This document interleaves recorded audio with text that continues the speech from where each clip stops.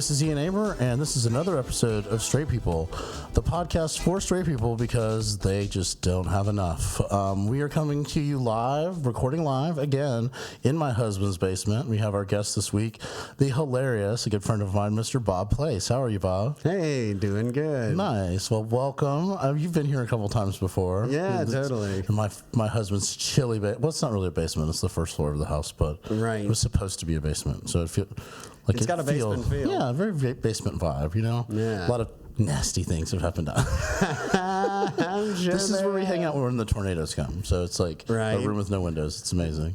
But how are you doing today? It's Tuesday. Doing good. Yeah. Who you voting for? We're just gonna jump into some of that because I've been thinking about it all day. Like, do you have anybody? Are you pro someone yet? I'm not pro anybody. Yeah. I'm like, it's going to just come down, as it always does, to the less of two evils, probably. Yeah. Everyone's real excited about Bernie, but I just don't. What's different than last time other than he's 4 years old? 4 years old. He's a little older. When is 4 years? Well, I guess that makes a difference. I don't know. But yeah, I just wonder. Yeah. I kind of like Warren. I just want to see what Warren is going to. Like, I just want to see her debate Donald Trump more than anything else. I don't know whether you know what I'm saying. Like, yeah, I think the debates are fun. You know, I'm so fucking I just vote for whoever I think is the less evil person. Do you pay attention the whole time, or like do you figure out who everybody is the day before? Yeah, every time I'm voting, I feel like I shouldn't be allowed to vote. Because it's like, I am just not as in tune with that. Like, there's a lot going on, and surely the sensational things I catch a headline or two. I see a few YouTube videos, but... Pull that back one. Okay, no, you're kind of perfect where you are. That's interesting, but every time, whenever I'm in there, I always feel like, you should have to take a test before you can do this. Because I'm in there. You should have to pick whoever you're voting for. You should have to be able to pick them by picture. Is what I think would be the. That would also be very. Because then good. you have to have done some research. You know what I'm saying? Right. Like, you have to pick them out of a lineup. So you can pick a name, but then you have to actually match them. Honestly, 2 times I wrote in for the president. Yeah. The first time was Bush Kerry. Okay. And I voted for Jim Kerry. Okay.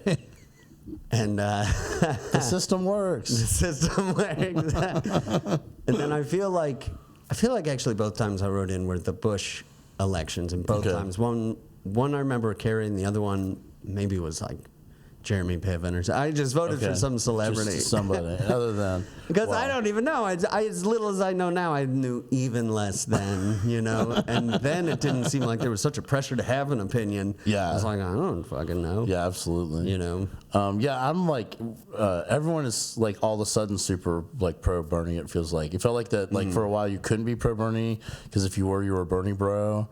And that, like, really? Yeah. I didn't know about that. So definitely when Hillary, when the last election, it was like, you know, there was a very much of like, oh, if you don't support Hillary, you're a sexist piece of shit. You know what I mean? And it sort of carried over. And of course, the Bernie Bros do exist, and they are online, and they are obnoxious as shit. Right. So yeah, there's a little bit of truth to that too. But I don't know. I just feel like that, like.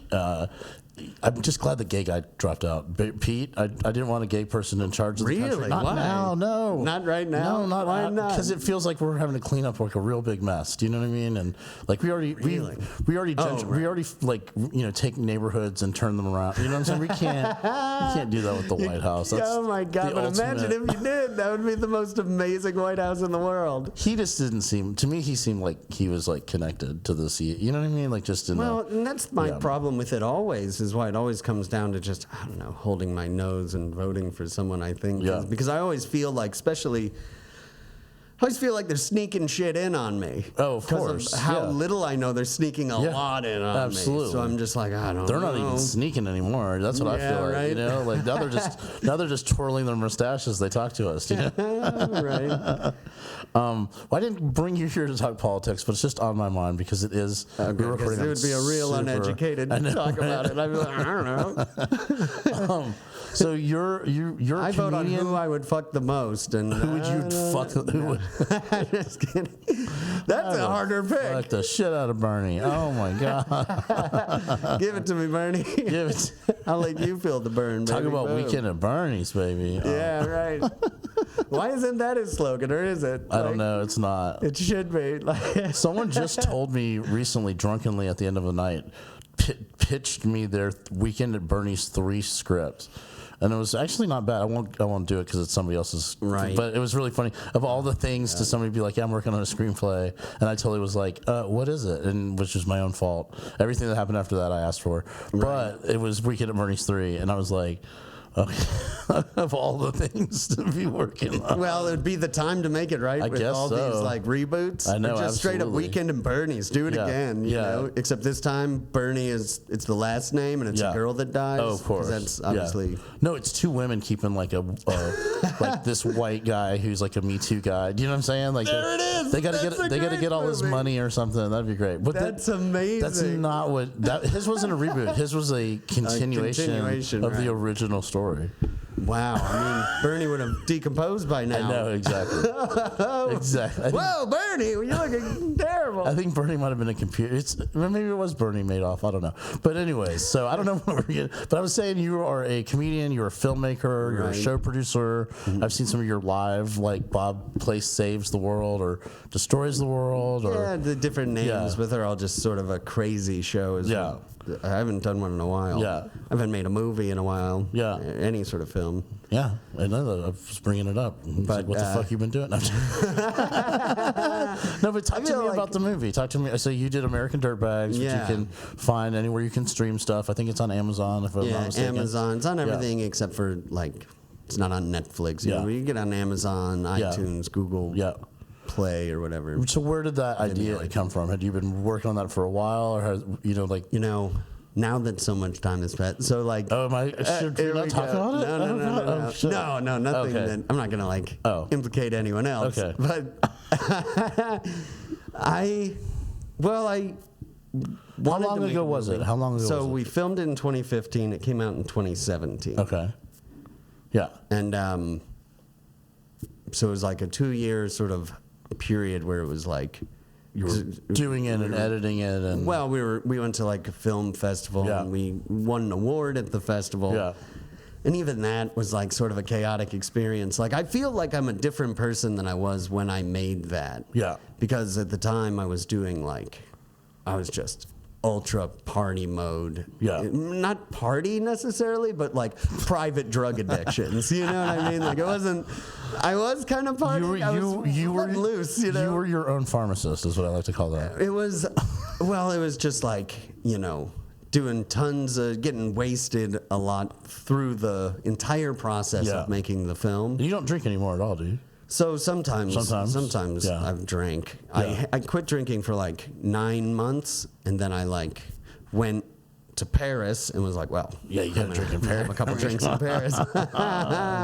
And then so I came back and I all right, back to not drinking. Yeah. And then I drank it a few times in there, but certainly nothing like Dirtbags. I haven't blacked out, you know what I mean? Like, American Dirtbags is the name of the film. Sorry, I haven't mentioned that. Oh, yeah. So American Dirtbags is the name of the film, and it was just as depraved as I could make a script, and I've always been kind of fascinated with that sort of underbelly, just underdog, but because they're such a fucking piece of shit, and I thought it would be fun to have a Those story are just where called losers, by the way. Right. You're not an underdog if you're just a complete piece of shit.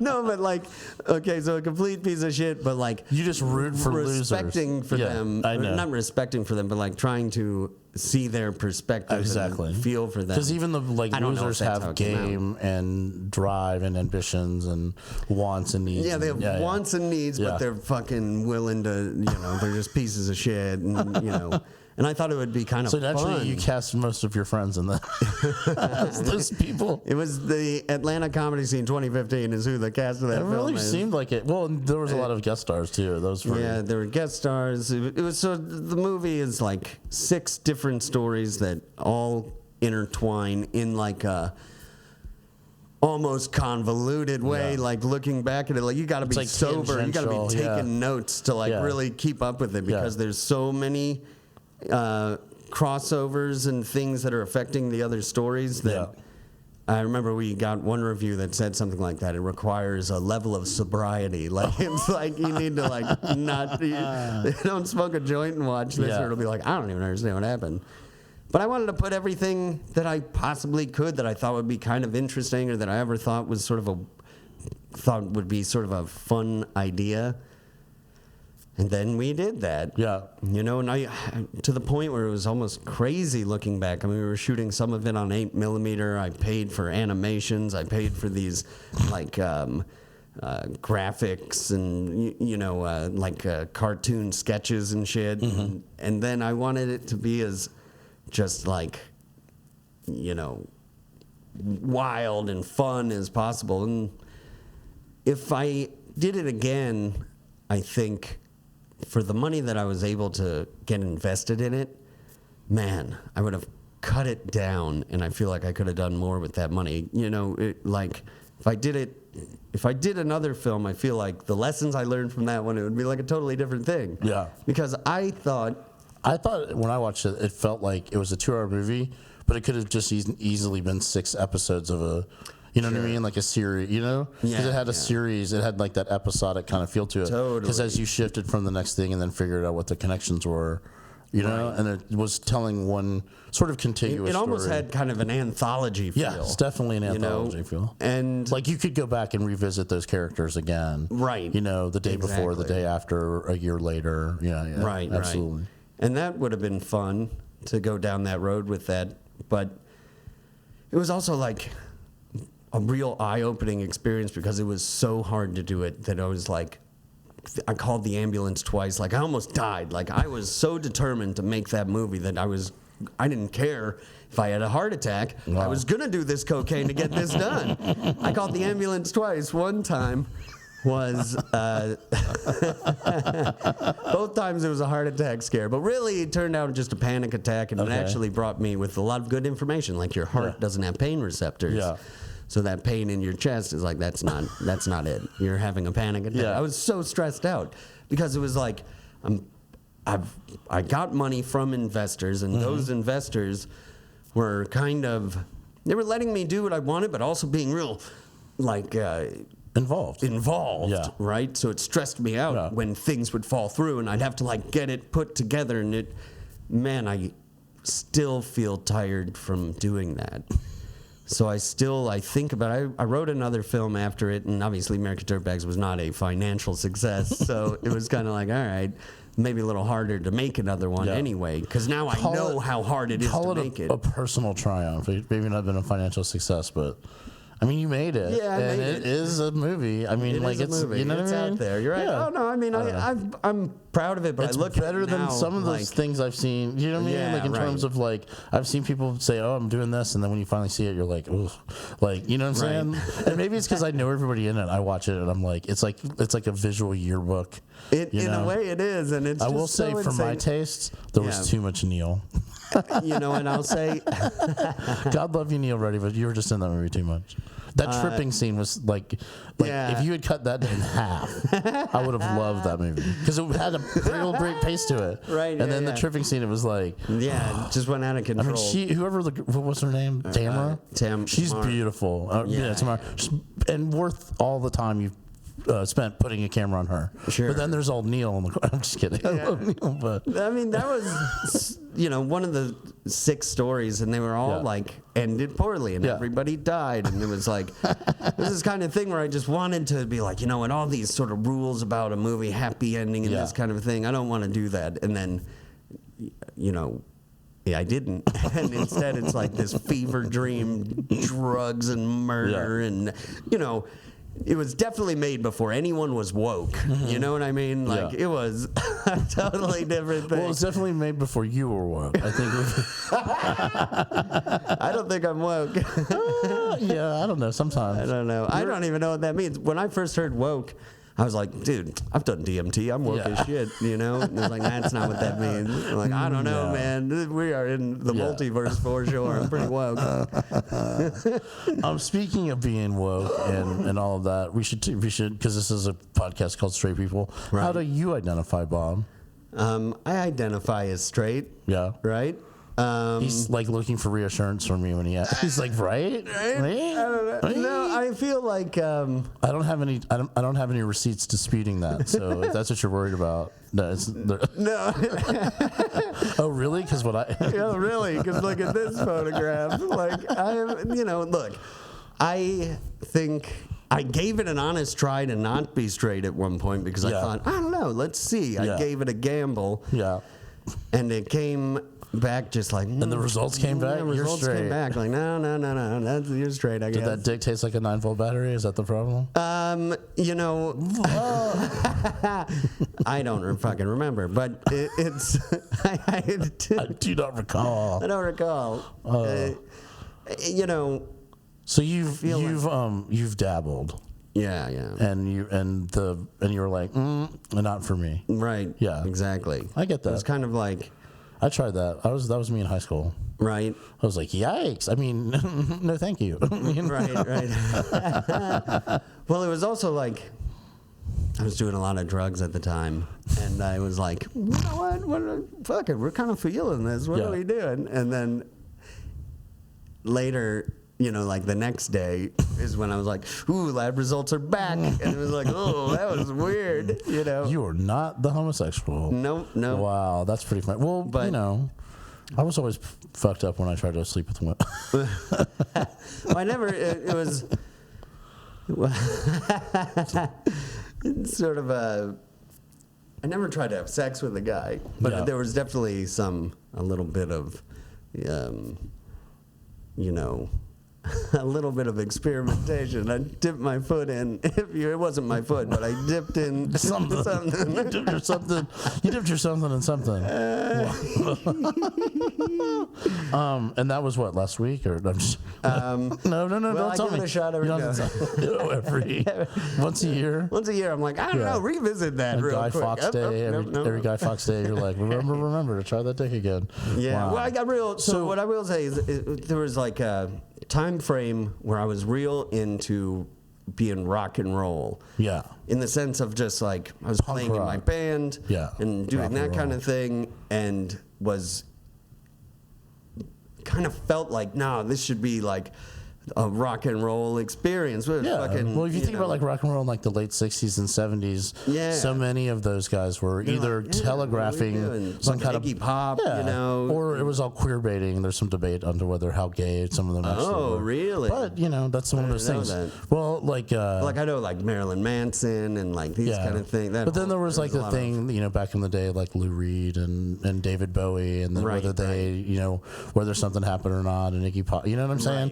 And then there was that movie, if you ever saw it, Velvet Goldmine, that kind of tells that story. Great. Yeah, it's like one of my favorites. Fantastic. Some of my favorite I love movies. that movie. Yeah. And so I was the soundtrack of that a lot of experimental time frame where there was a lot of group sex going on in my life. Okay. And some of those things, sometimes the swords crossed, you know what I mean? And out of that, what I found was I'm much more fucking reserved than I thought that I was, than I thought that I would be. Does that make sense? Like I thought, they're like, okay, in theory, fucking rock and roll, let's do this. We're just having a fucking wild time. Yeah. And then I was like, I don't know. I think I'm more of a Disney movie kind of person. Like, I think I'm, that's happened. I had a couple of different experiences where the next day I was like, I got to put on a Disney movie, sort everything out.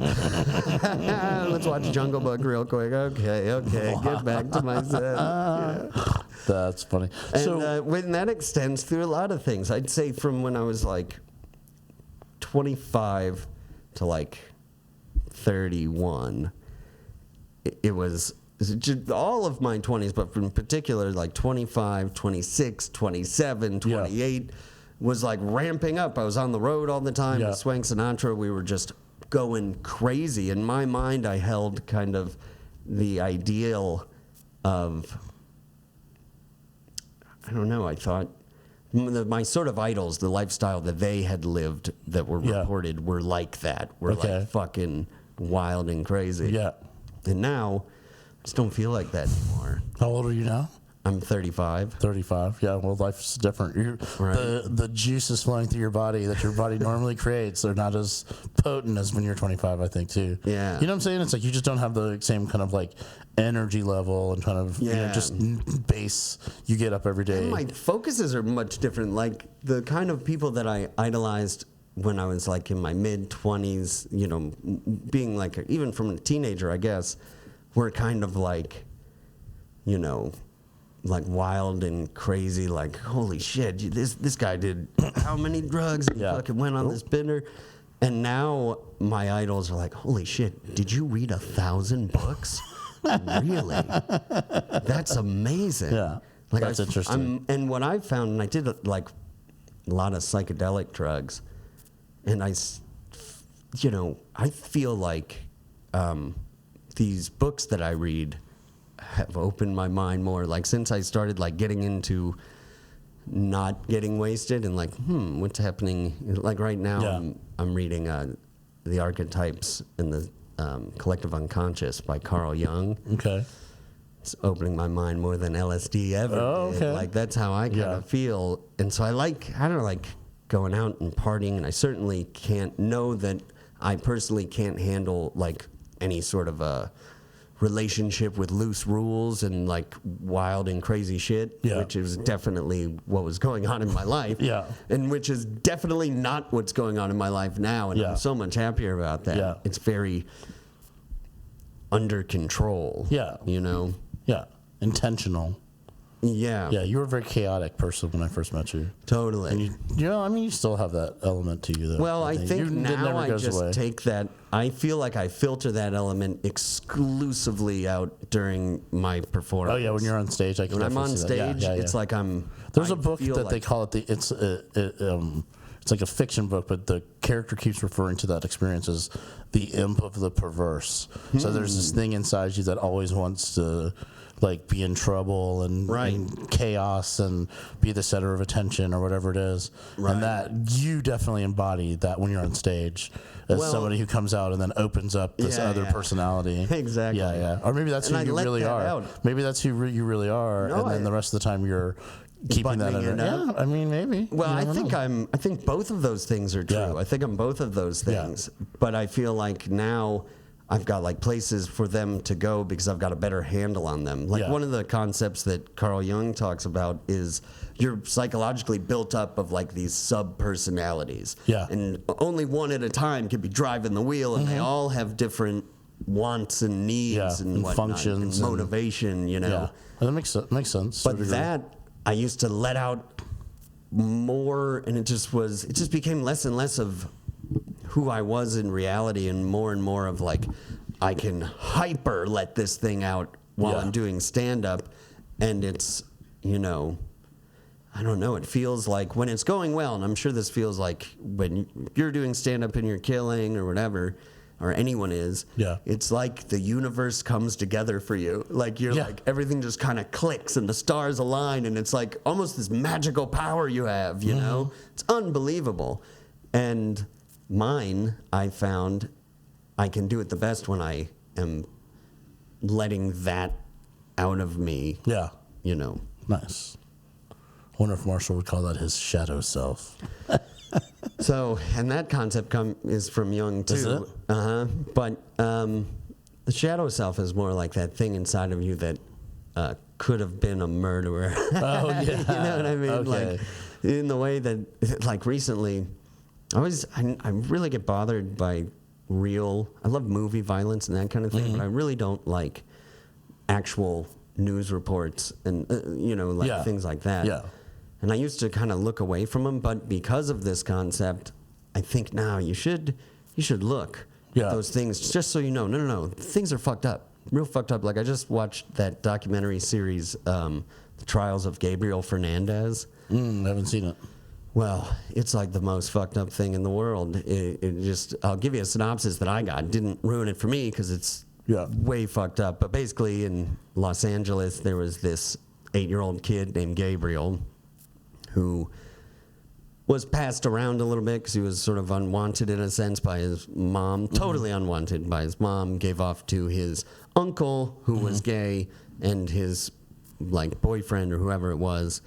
And then they raised him and loved him, and everything was great, you know, up until he was like 6 or 7. And then the grandparents were like, no, you can't be with them. And I guess it wasn't ever legal, them giving it off, right? And took him away because they didn't think that 2 gay guys should be raising this kid. Yeah. And they lived for the grandparents for a while, still in like a loving scenario. And then the mother was like, no, I could get welfare for this. I'm taking him back. And then from that point, she took him back. For 8 months, her and her boyfriend locked him in a cabinet, tortured him, and fucking until he died. He's dead, and they're in prison. And they should be. But it's like that's the most disgusting thing in the world. So it's part really about like how did that happen? Like how it's about the trial. Yeah, it's about the trial of it. What is it on? It's on Netflix. Well, I'll have to watch that. That's and you know, as terrible as it is. Netflix does a documentary real fucking well, so it's also incredibly intriguing. I mean, I hate watching those kind, but there you go. The idea that so the shadow is more like, okay, those people are monsters that did that. Yeah. But those monsters are people, and you're a person. Yeah. So you also have that capability inside of you to become that monster in the right scenario. Yeah. What conditions? And that's the shadow. Is this thing inside of you that's like. So what's made you decide to read like Jung and like that kind of philosophy? Is it? Well, I was always interested in that kind of a thing, in sort of, but the direction I went with it was just sort of talking about it with my friends, and then like LSD and mushrooms and stuff to try to like find out like whatever. And then I decided that I started like really admiring and thinking like, man, there's all these people that are super well read, and I wish I was like more well read. Yeah. And then I was like, well, you just got to buy a book. You just got to start reading then if you want to be well read. And I was like, all right.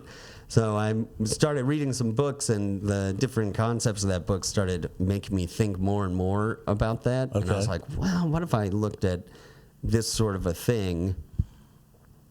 You know, and I also watch sort of philosophy videos, and he came up in a bunch of them, and they were just kind of like on YouTube, on YouTube, quotable sort of things. And Alan Watts, I love. He's got some interesting things, and so then I was like, well, let me just see what one of his smaller essays is about. And I read The Undiscovered Self, which is like tiny. It's like a very small essay, maybe 100 pages. Okay, small book too. It's very.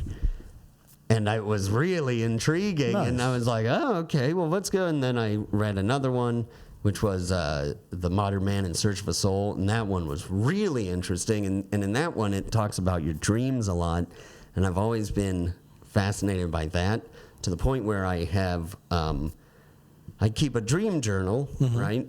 And I I write out what my dream was right when I wake up, and then I draw a picture of it to try to make it, you know, as close as I can make a visual representation. And then in this book, it was talking about, yes, you should totally do that, because if you want to get in touch with like your unconscious, well, that's it. There it is. It's your dream. So if you want to try to be active, try to paint it. And I thought, oh shit, I'm doing that. And so that made me more like, all right, what's going on with this guy? I like what he has to say. And so now I'm reading The Archetypes of the Collective Unconscious, and then its follow-up is a book called Ion, which is, I don't know what it's about yet, but I'm sure it's about. It's about Ion Aver. Well, that's very interesting. That's so cool to go from, you know, using drugs exclusively for that mind expansion, and then going, oh wait, there's already something out there called knowledge that you can. Yeah, right, exactly. And in particular, that kind of stuff is so interesting to me, because I think about that a lot. I took a lot of that in college, philosophy classes, and I just never I just couldn't get. I mean, it was like, because I was at that age where I was eating acid and all, and so it's like, why should these, you know, white guys from 100 years ago, 200 years ago, like, why should I be, why would I listen? You know what I mean? Right. So I'm almost inspired to go and maybe watch some videos, because at this age, that stuff means more to me than it definitely did at the age that I studied it. You know, like, you know what, another in my 20s, I wasn't worried about like my ethical, you know, you know what I'm saying? I wasn't worried about anything. No, totally. Yeah. And that's what I mean. I was talking to someone about like, I've changed a lot. I used to be in there like, you're getting older. I'm like, oh, yeah, because that's probably what it is. Because, like, I look back at 5 years ago, and I'm like, ugh. And I look back at 10 years ago, and I'm like, yikes. And then, like, when I'm thinking about me when I was, fucking, 20 years ago, it's like, holy shit. What the fuck? What are you even thinking right now? Like, you have no clue. When you're 15, of course. When you're 15, it's like... Girl. But when I was 15 is when I started doing stand-up and I started doing my first film, so I have a lot. So where did you start stand-up? Did you start at the Funny Farm? Yeah. Yeah? So you did like an open mic, or what was So with that, 15? when I was 15, the first time I ever did it, which is not really where I can count it from, although I used to, was I did stand-up at my 4th grade talent show. Yeah. And then I moved around a ton when I was a kid because I was a military kid. And there just wasn't a talent show, and like, where else was I going to do it? You can't get into a bar. You're fucking 9. Fuck off, And then when I was 15, the high school had a talent show, so I did the talent show, and that went well. Yeah. I did stand up there, and then that same year, I looked up. Maybe I feel like it was in a paper or something. Like maybe I want to say it was the Yellow Pages, but I found like a little ad for like an open mic. Okay.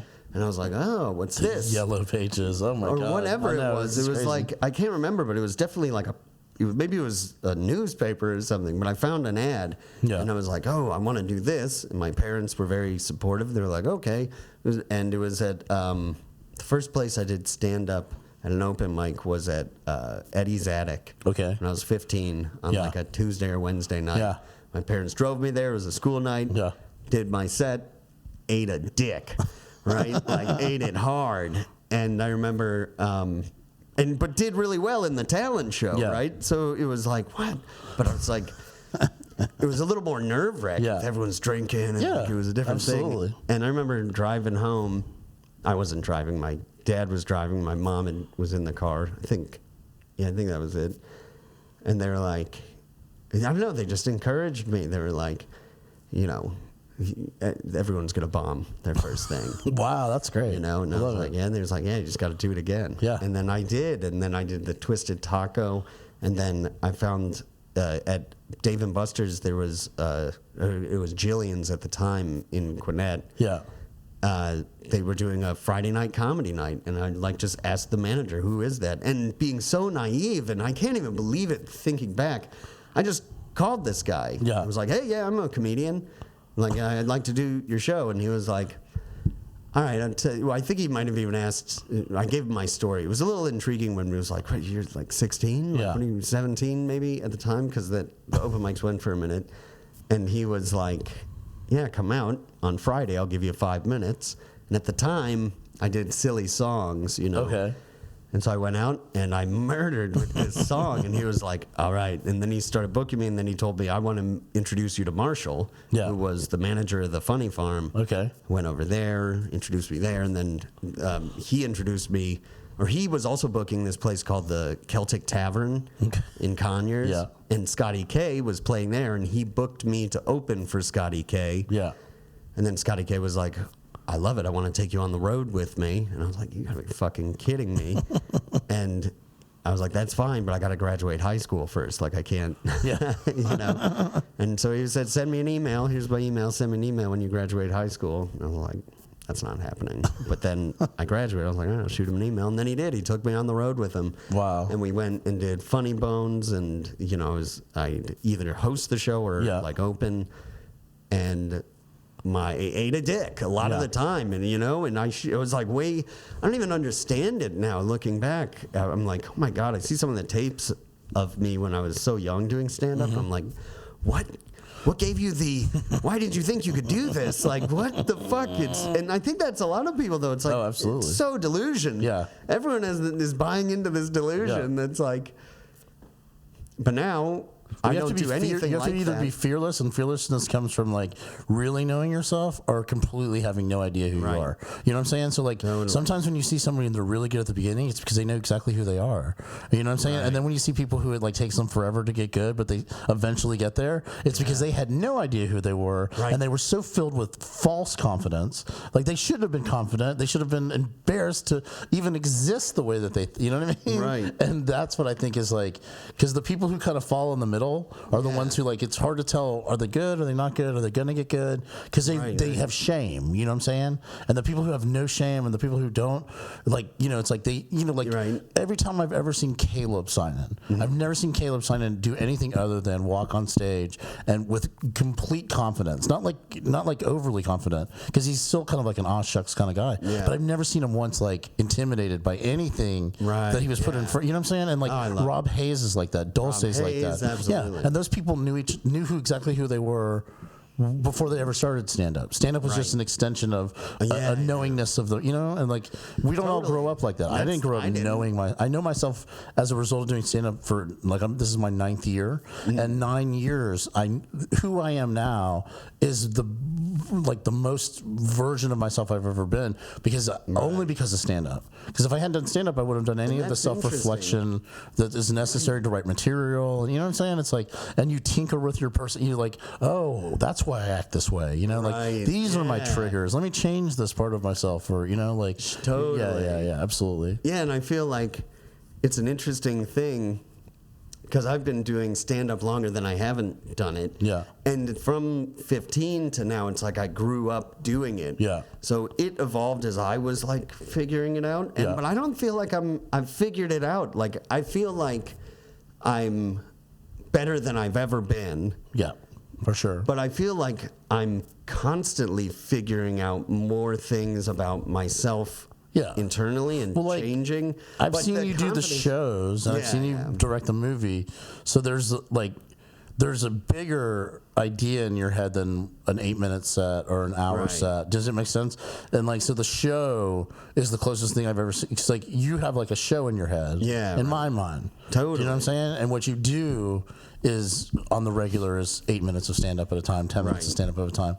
And you know what I'm saying? It's like if you went on the road and said, okay, I'm going to go do a 1 hour show, and you did that for a year, you would come back at a different level. Totally. Does that make sense? And that's where you are, I think. You're in one of those positions where it's like you are at the top of, in terms of like, how you are as a person, and that's reflected on what you do on stage. And then the next step for you is, what is the next thing? Is it a movie? Is it a this? Yeah, right. Because you've talked about it. We've talked about it before, and you know, exactly. I know you have something cooking in that bald ass. Well, right now, what I'm working on is nothing that is like very like, it's not a show. I'm writing a book right now. Okay, and it's a book about my dad, and I don't even know that anyone would read the book. Yeah. You know, but it's called My Father's Funeral Night, because so that also I feel like changed me in a deep way, in like a really profound way, in a way where I feel like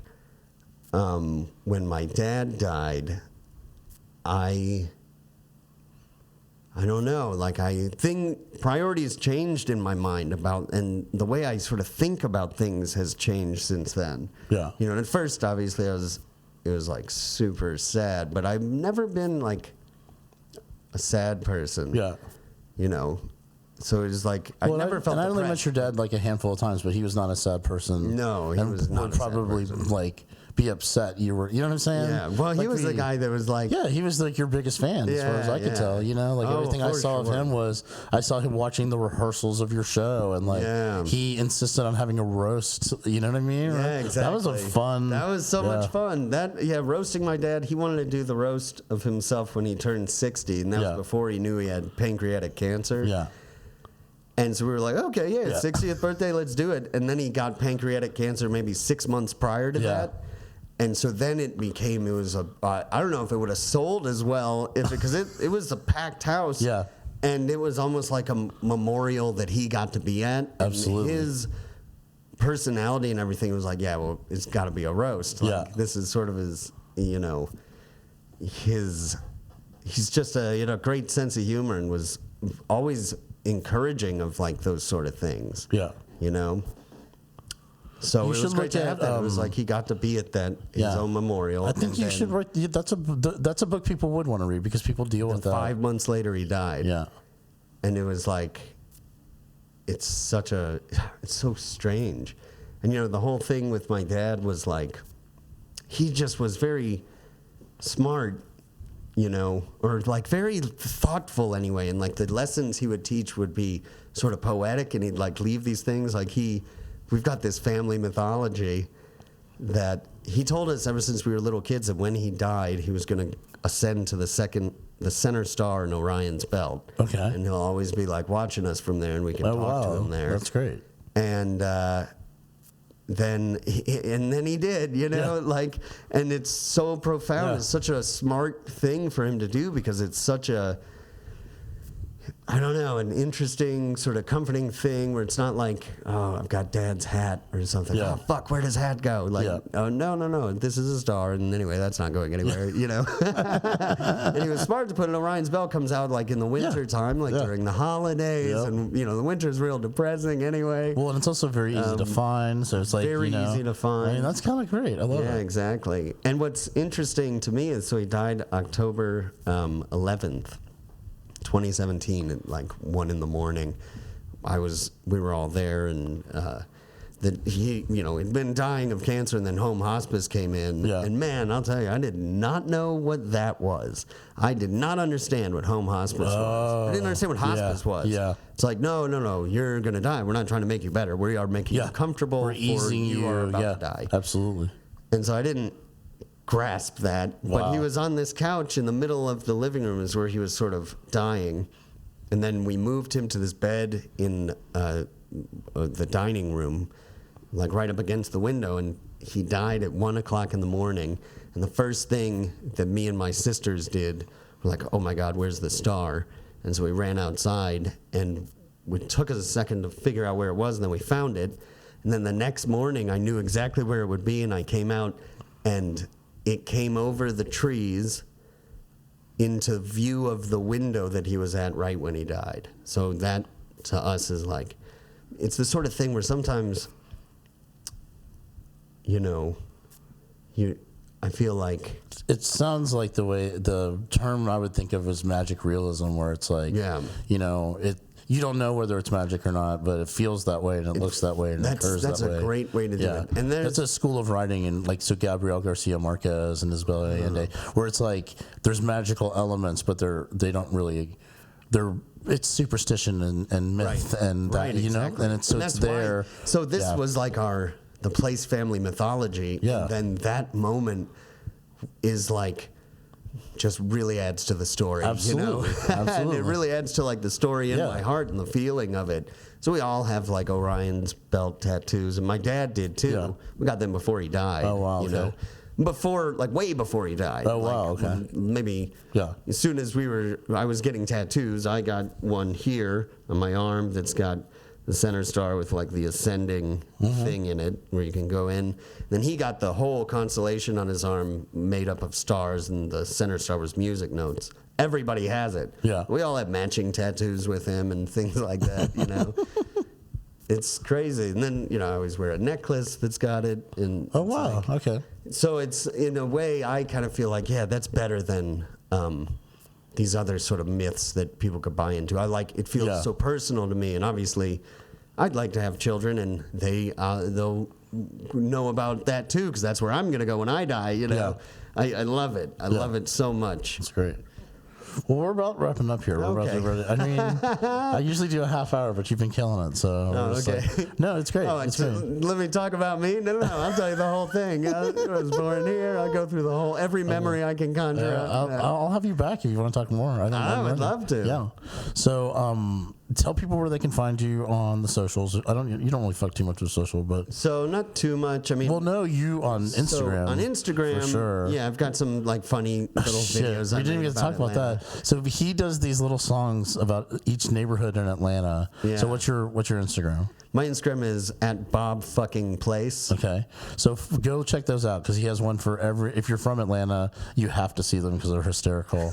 And you have any plans to do any more of those, or? Yeah, I mean, you need to do one about festivals. You need to do a festival. Well, specific. the thing is, it's like once summer kicks back up, I think I'm going to start them again because it's just like the weather's too shitty, and I'm like, you know, I'm doing them for fun. Yeah. So it's like if it's not fun, I don't really want to do it. So I'm like, I want to do one once the summer starts about like, you know, the assholes at the lake and like, you know, like Lake Lanier or something. I was thinking about doing some. Yeah, definitely festivals. Yeah, maybe even the Six Flags one would be good. Or did you already do Six Flags? Yeah, that one was funny. That's right. Six Flags. That's great. All right, well, that's been Straight People. This is Bob Place. You can find him on @BobFuckingPlace on Instagram, or catch him weekends and at the Laughing Skull all over town. Actually, now these days with the satellite shows, they're doing the Omni Hotel every other week now at the Battery, and they're doing 8 o'clock and 10:30 shows. I heard. So we're trying that out anyway. Yeah, we'll see how that goes. All right, well, cool. Like us, subscribe to us, tell your friends about us,